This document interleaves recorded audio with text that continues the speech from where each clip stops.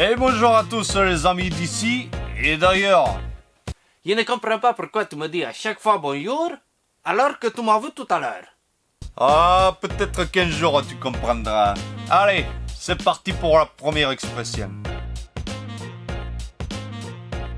Cette expression est utilisée depuis le 19e siècle, mais comme un charme, est par contre utilisée depuis le 18e siècle.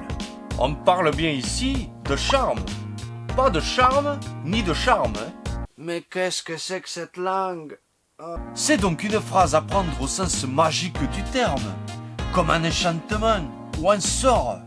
Car d'ailleurs, parler comme un charme, c'est parler comme un enchanteur. Et aimer comme un charme, c'est aimer passionnément. Lorsque l'on dit de quelqu'un qu'il se porte comme un charme, eh bien c'est se rendre compte que cette personne, eh bien elle se porte merveilleusement bien. Avec peut-être même une pointe de jalousie pour celui qui s'en rend compte.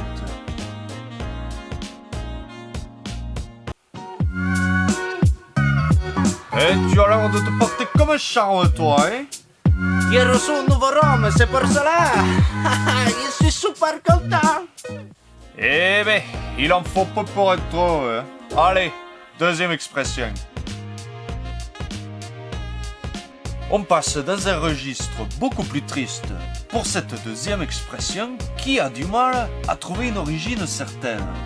Pour certains, l'explication nous viendrait des guerres napoléoniennes où les chirurgiens, eh bien, n'avaient pas d'anesthésiant pour pouvoir opérer.